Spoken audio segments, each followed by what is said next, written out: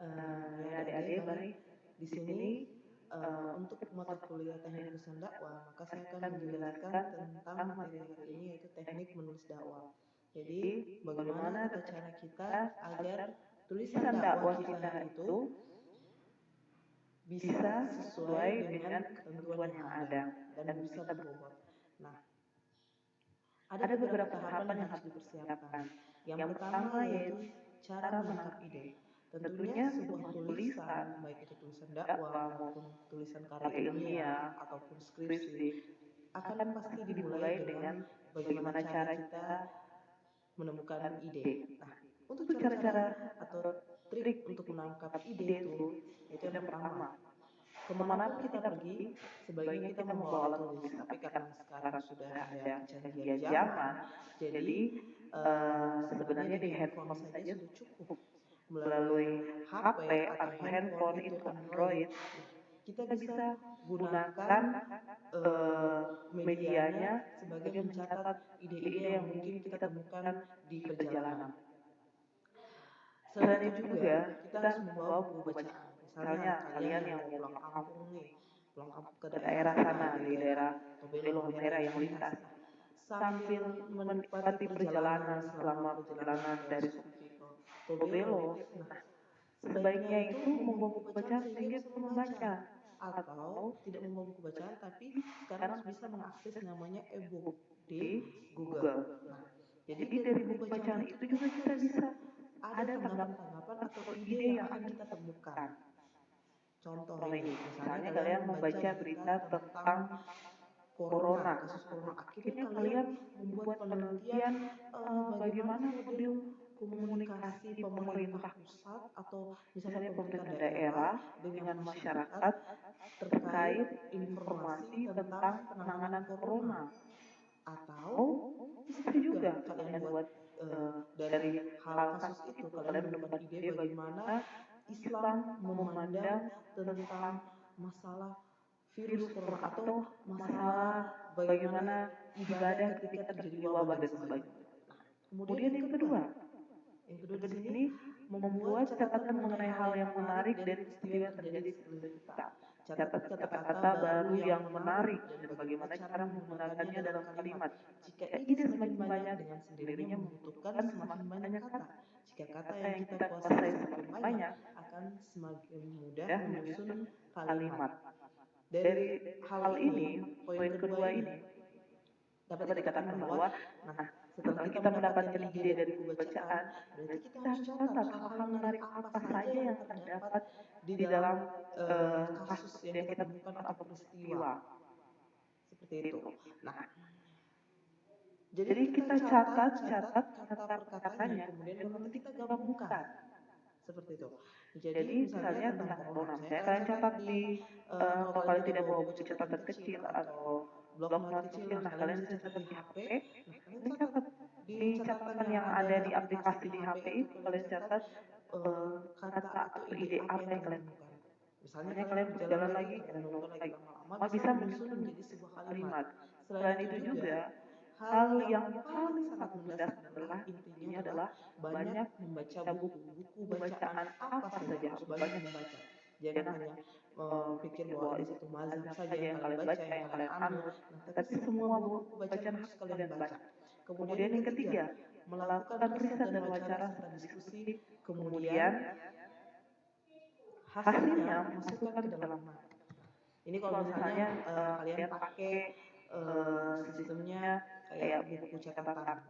Kalian misalnya ada tugas nih dari Ibu Dekan kemarin kan, ada tugas bagaimana kalian wawancara para pengemis atau para tunawisma yang ada di kota Ternate. Nah, ketika kalian riset atau wawancara itu, kemudian kalian diskusikan juga dengan teman-teman kalian, tukar pikiran. Nah, kemudian hasilnya kalian catat ke dalam sebuah catatan yang disimpan menjadi satu file. Nah, kalau misalnya bentuknya misalnya kayak buku catatan yang konvensional gitu, nah otomatis kalian catatnya terus disimpan ke dalam suatu berkas misalnya di dalam map untuk agar apa? Agar tidak tercecer. Atau misalnya di HP itu kan ada aplikasi kalian bisa membuat satu folder khusus untuk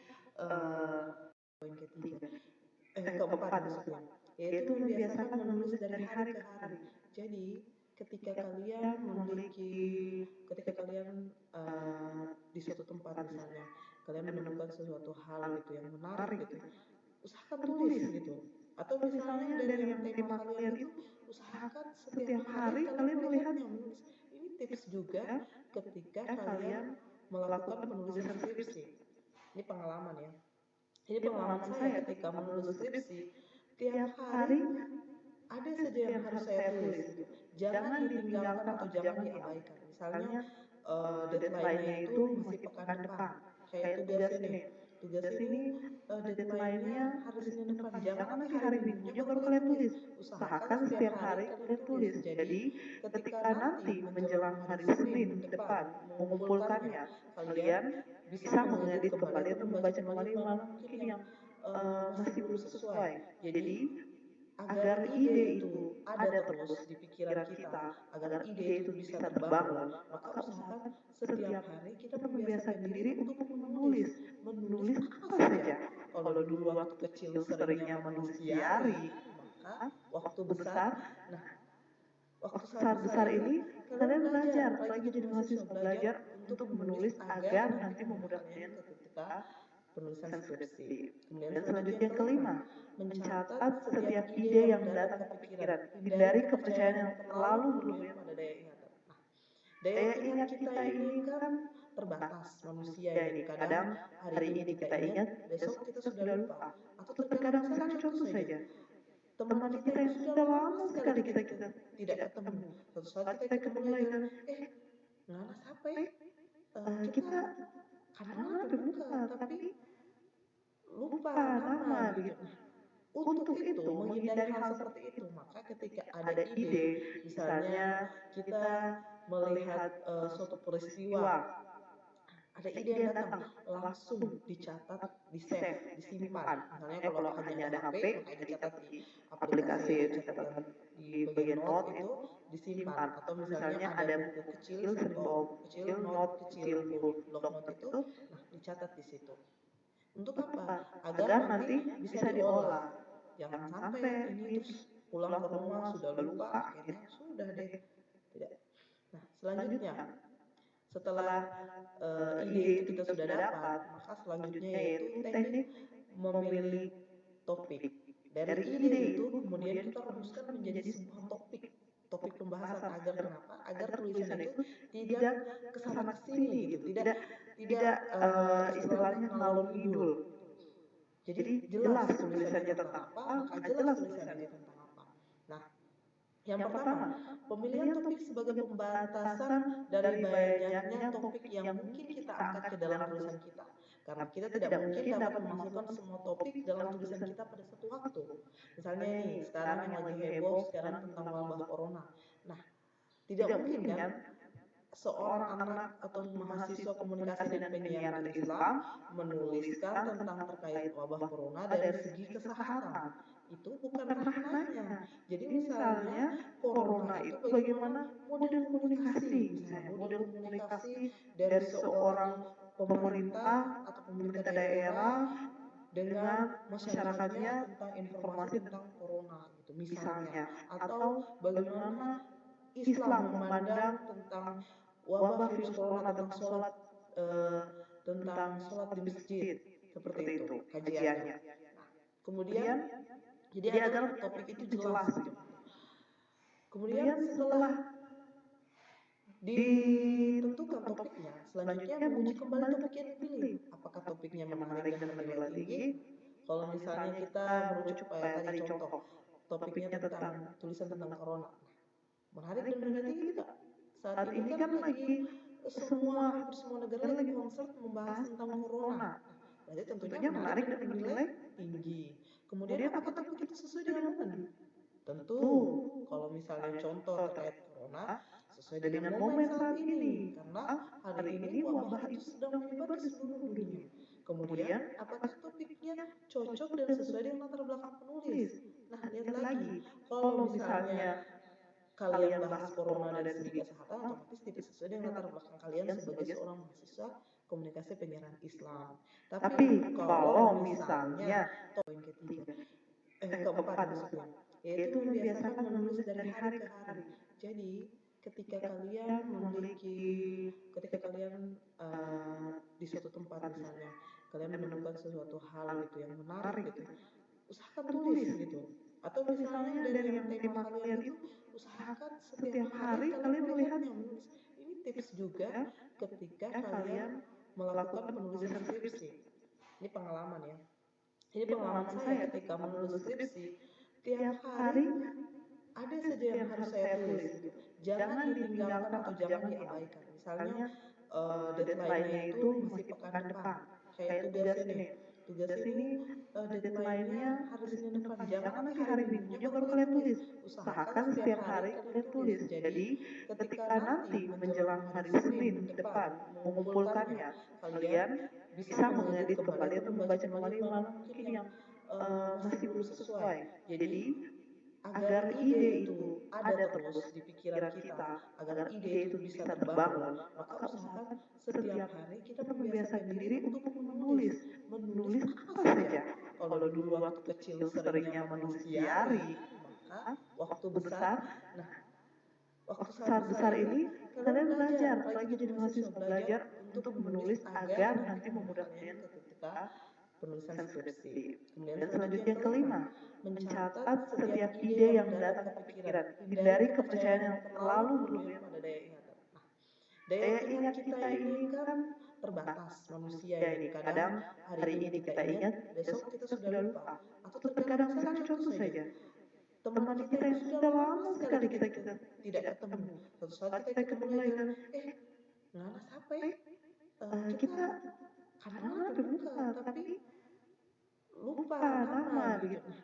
Untuk itu, menghindari hal seperti itu, maka ketika ada ide, misalnya kita melihat suatu peristiwa, ada ide yang datang, langsung dicatat, di-save, disimpan. Misalnya kalau hanya ada HP, maka dicatat di aplikasi catatan di bagian note itu disimpan. Atau misalnya ada buku kecil, note kecil, block note itu, nah dicatat di situ. Untuk apa? Agar nanti bisa diolah. Jangan sampai ini terus pulang ke rumah sudah lupa, akhirnya sudah deh. Tidak. Nah, selanjutnya setelah ide itu kita sudah dapat, maka selanjutnya yaitu teknik memilih topik. Dari ide itu kemudian kita rumuskan menjadi sebuah topik pembahasan. Agar kenapa? Agar tulisan itu tidak kesana kesini gitu, tidak istilahnya ngalor ngidul. Jadi jelas tulisannya tentang apa, maka jelas tulisannya tentang apa. Nah, yang pertama, pemilihan topik sebagai pembatasan dari banyaknya topik yang mungkin kita angkat ke dalam tulisan kita. Karena kita tidak mungkin dapat memasukkan semua topik dalam tulisan kita pada satu waktu.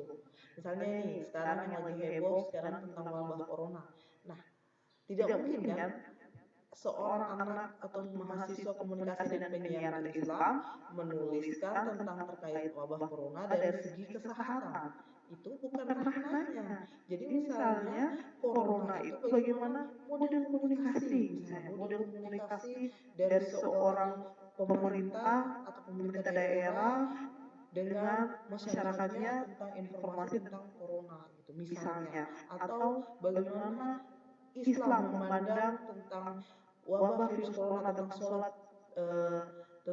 sholat di masjid, seperti itu kajiannya. Nah, kemudian jadi agar topik itu jelas gitu.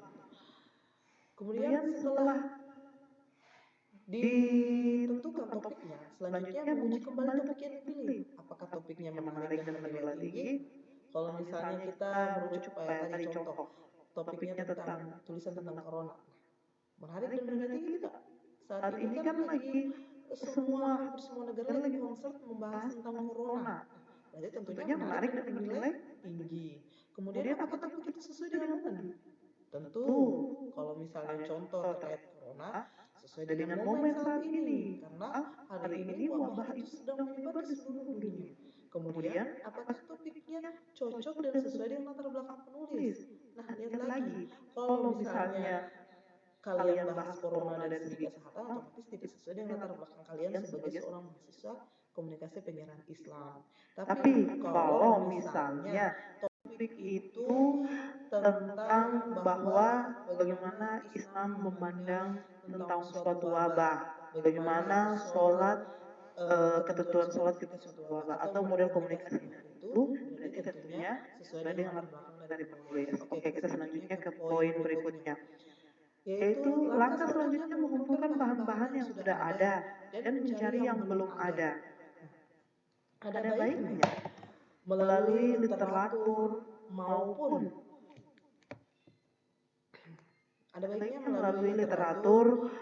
baik itu pengamatan, penelitian, harus dicari. Misalnya dalam hal ini jurnal-jurnal terkait tentang masalah penanganan wabah dalam Islam. Terus kemudian misalnya model-model komunikasi antara organisasi, misalnya kita cari buku-buku yang berkaitan tentang komunikasi atau melalui pengamatan dan penelitian langsung kita gitu. Misalnya pengamatan dan penelitian terkait dikeluarkannya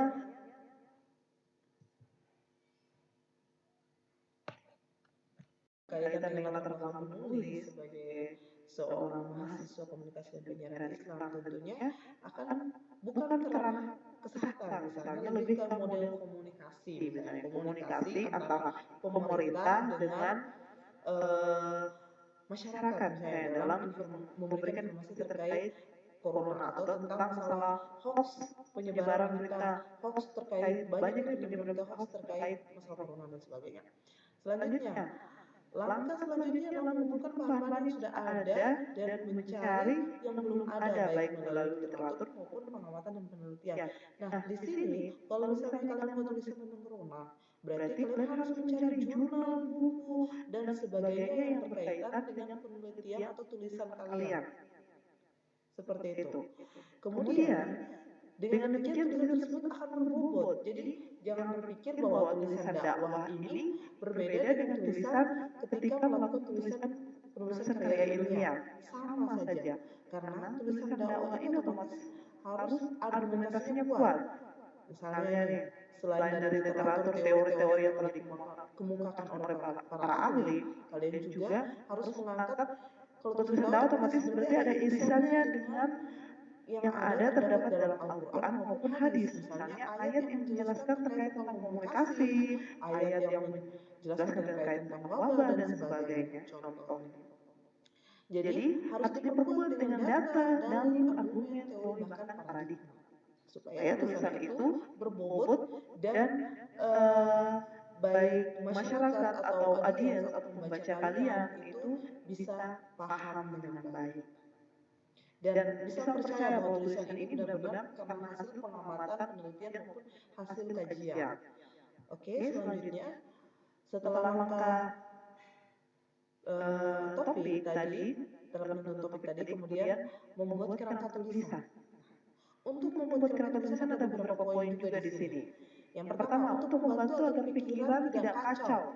Sebelum memulai tulisan, ada baiknya kita lebih dahulu membuat semacam outline atau sub-judul. Ini berkaitan dengan judul topik tadi. Jadi, agar tulisan tersebut tidak melebar ke hal yang lain, fokus pada satu permasalahan, maka diperlukan pembuatan outline. Tulislah outline berupa topik, ide pokok, latar belakang, dan solusi pokok. Sehingga nanti dari hal tersebut, outline itu kemudian kita jabarkan menjadi sebuah tulisan yang utuh. Kemudian ini, selanjutnya, ada sedikit typo di sini. Selanjutnya, teman-teman, di sini tulislah kerangka berdasarkan hal di atas dengan menuliskan rumusan masalah. Dari hal itu kemudian mengerucut menjadi sebuah rumusan masalah yang kemudian menjadikan sebuah isu. Contoh,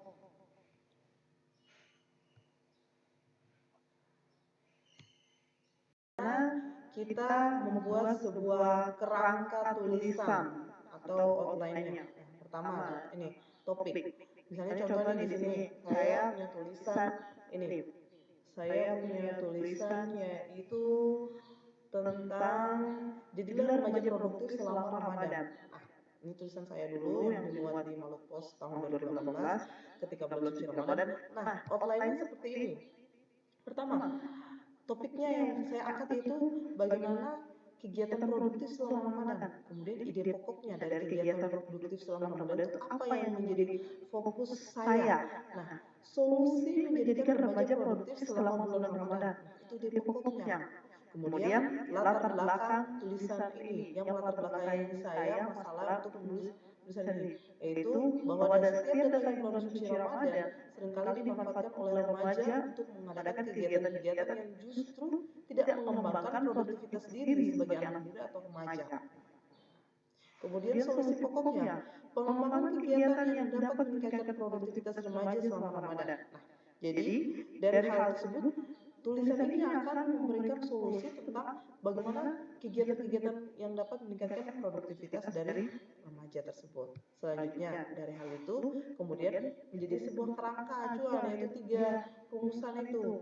Yang pertama, kegiatan-kegiatan yang meningkatkan produktivitas diri remaja. Kemudian, kegiatan yang menarik atau sesuai minat remaja misalnya, tetapi tanpa mengurangi amalan di bulan Ramadan. Kemudian, yang ketiga, usaha efektif guna mengembangkan kesadaran remaja dalam melakukan kegiatan-kegiatan yang dapat meningkatkan produktivitas. Maka, dari outline tersebut, jadilah sebuah tulisan ini. Nah, tulisan ini diperkuat dengan apa? Dengan ayat-ayat suci Al-Quran juga. Kemudian di sini ada tafsir Ibnu Katsir sebenarnya. Kemudian ada juga berdasarkan hasil pengamatan. Selanjutnya waktu itu pengamatan saya yaitu di Ternate, Maluku Utara. Nah, selanjutnya di sini juga ada beberapa ayat yang saya kutip, termasuk juga ada tulisan-tulisan yang berhubungan. Misalnya ini tulisan yang saya kutip, tulisan yang saya kutip beserta body note-nya. Jadi di sini maka tulisan dakwah bukan hanya artikel biasa gitu, tapi tulisan ini juga tulisan yang berbobot karena memiliki berdasarkan hasil bacaan referensi maupun berdasarkan hasil penelitian dan pengamatan seperti itu. Jadi dari sini bisa dipahami kan bahwa tulisan dakwah itu sama halnya dengan tulisan karya ilmiah yang lainnya. Jadi jangan kira ketika karena hanya tulisan dakwah otomatis sudahlah menulisnya hanya sesuai dengan pikiran bahwa Islam begini-begini. Tapi harus ketika kalian mengatakan Islam sebagai agama yang rahmat dan lil alamin, otomatis kalian harus mengkajinya dan memperkuat argumentasi kalian bahwa Islam rahmat dan lil alamin melalui apa? Misalnya dijelaskan dalam Quran surat apa atau penelitian apa, jurnal apa dan sebagainya. Seperti itu. Oke.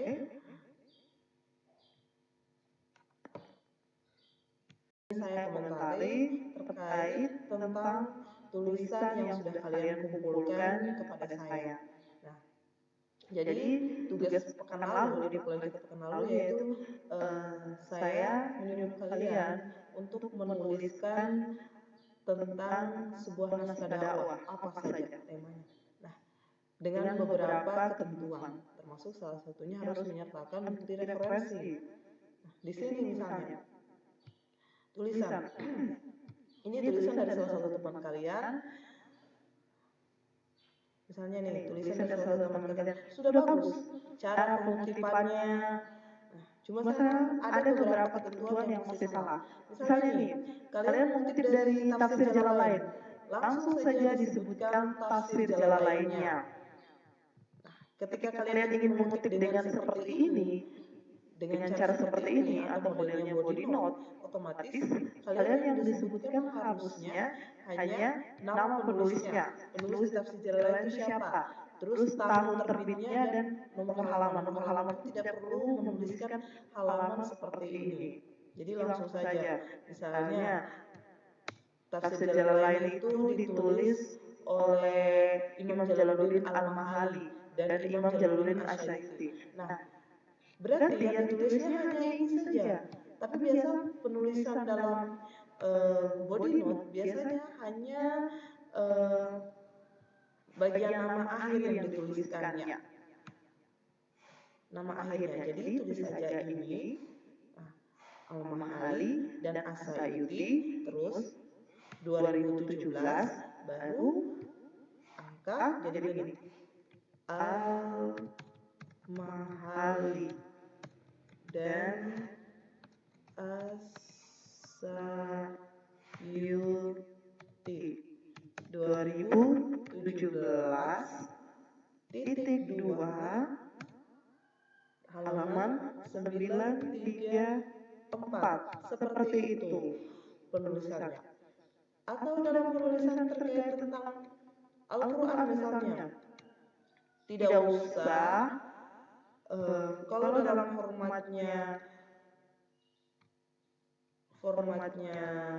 seperti ini, body note, tidak usah menuliskan seperti ini, tidak usah. Jadi langsung saja, misalnya Al-Quran ayat berapa, ya sudah jelas, pasti terjemahannya berdasarkan terjemahan dari Depak RI. Kemudian selanjutnya ada juga teman kalian ini, saya ingin agar kalian itu mengembangkan kreativitas kalian, tapi kenapa harus mengcopy tulisan orang? Dan saya malah bingung, ini tulisan tentang magang tidak sesuai, ini tentang diari keseharian seseorang gitu. Magang di radar TV lagi, di daerah Tasikmalaya lagi. Ini maksudnya apa coba? Nah, ini kan tulisan orang, ini namanya bentuk plagiarisme ini namanya. Kemudian selanjutnya ada lagi nih, tulisan yang, nah misalnya ini, tulisan terkait tulisan ayat. Saya sudah bilang tadi bahwa tulisan ayat, apalagi tulisan ayat kita harus berdasarkan Al-Quran yang diterjemahnya berdasarkan terjemahan dari yang terjemahan Kementerian Agama Republik Indonesia. Nah seperti ini tidak usah dituliskan. Jadi dihapus saja, langsung tinggal Al-Araf ayat 54. Kemudian juga ada beberapa tulisan yang sudah bagus. Nah misalnya ini salah satu contoh pengutipan yang baik ya dari Sofyan Salim. Nah ini salah satu contoh penulisan yang baik, penulisan kutipan yang baik di akhir kalimat. Jadi kutipan misalnya body note itu bisa di awal atau di akhir. Ini salah satu contoh yang baik. Kemudian selanjutnya ini juga untuk penulisan naskah dakwah beda dengan penulisan ketika kita akan melakukan ceramah, naskah untuk ceramah. Nah ini contoh naskah untuk ceramah. Tapi kalau naskah dakwah tidak usah kita menggunakan yang seperti ini. Jadi langsung ini juga tidak perlu. Jadi langsung saja ketika tentang Ramadan langsung saja saat ini kita sebagainya. Selanjutnya untuk penulisan body note harusnya jangan dulu titik, tapi titik itu nanti di akhir. Jadi di sini adalah koma, baru titik itu di akhir. Selanjutnya, nah ini untuk penulisan body note, misalnya di awal melakukan penulisan dakwah, ini karyanya Hindun. Nah, melakukan penulisan dakwah ketika melakukan pengutipan atau body note di awal kalimat. Mau di awal atau akhir juga kita penulisan body note tidak usah menyertakan gelar akademik atau gelar apapun itu, tidak usah. Jadi langsung ke nama. Dan tidak perlu dipakai dalam kurung. Jadi kalau misalnya di awal kata, maka seperti ini modelnya. Jadi Usman Muhammad terus dalam kurung 2019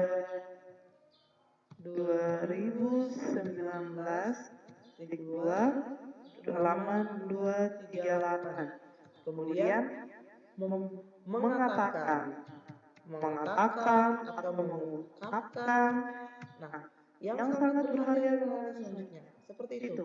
Jadi ketika melakukan penulisan, nah bagaimana tata cara kita tahu tulisan kita yang bagus, baik atau tidaknya?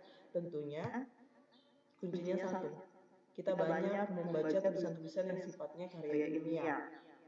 Sifatnya memang tulisan yang sudah sesuai dengan prosedur penulisan. Banyak membaca skripsi, banyak membaca buku-buku yang bentuknya karya ilmiah, yang ilmiah.